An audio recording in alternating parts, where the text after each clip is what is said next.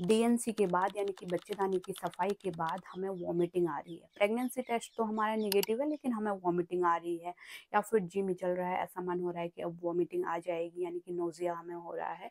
तो इसका मतलब क्या है? ये प्रॉब्लम वाली बात तो नहीं है। इस तरह के आप लोगों के सवाल होते हैं। तो देखिए, डीएनसी के बाद आपको वॉमिटिंग आ सकती है, क्योंकि देखिए जब हम प्रेग्नेंट थे तो हमारे शरीर में एससीजी का लेवल बढ़ गया था। एससीजी हार्मोन प्रेगनेंसी वाला हार्मोन होता है, जिसका लेवल बढ़ जाता है प्रेगनेंसी में, है ना। अब वही उसी के कारण हमें वॉमिटिंग होती है। जैसे कि आप जानते हैं, प्रेगनेंसी के शुरुआती महीनों में आपको नोजिया वॉमिटिंग रहती है ना, उल्टी आना। तो ये बहुत कॉमन है। अब जब हमने सफाई करा ली, डीएनसी हो गई या फिर वैसे भी हमारा मिसकैरेज हो गया, एबॉर्शन हो गया, तो इससे क्या होगा कि हमारे शरीर में जो एससीजी का लेवल है वो धीरे धीरे कम होगा। एकदम से वो उसका लेवल डाउन नहीं होगा। जैसे ही हमने सफाई कराई, अगले दिन हमारा लेवल बिल्कुल कम हो गया, ऐसा बिल्कुल नहीं है। धीरे धीरे धीरे धीरे उसका लेवल कम होगा, क्योंकि एससीजी हार्मोन की मात्रा अभी भी कुछ मात्रा में है हमारे अंदर, तो हमें वॉमिटिंग आ रही है, क्योंकि वही हार्मोन हमें वॉमिटिंग कराता है, उससे ही हमें नोजिया वगैरह होती है।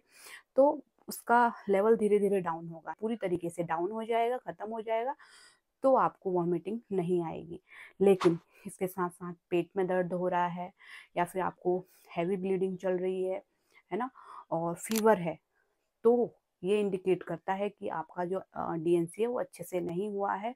कुछ मटेरियल प्रेगनेंसी के अंदर रह गया, या फिर डीएनसी के बाद इन्फेक्शन हो गया है, तो इस वजह से आपको ये फीवर आ रहा है। दोबारा डॉक्टर से मिलिए। डॉक्टर जो है वहाँ पे हो सकता है आपको टैबलेट दें, जिससे कि इन्फेक्शन खत्म हो जाए, या फिर अल्ट्रासाउंड करा सकते हैं, जिससे कि पता चल जाएगा कि आपका बच्चेदानी क्लियर हुई है या नहीं हुई है, या फिर क्लियर करने के लिए फिर दवाइयाँ देंगे। तो इन चीज़ों को इग्नोर नहीं करना है। अगर आपको फीवर आ रहा है और ब्लीडिंग काफ़ी ज़्यादा हो रही है, रुक नहीं रही है, और इसके साथ साथ पेट में भी दर्द बना है, तो इन 3 चीज़ों को इग्नोर नहीं करना चाहिए, तुरंत डॉक्टर से मिलना चाहिए।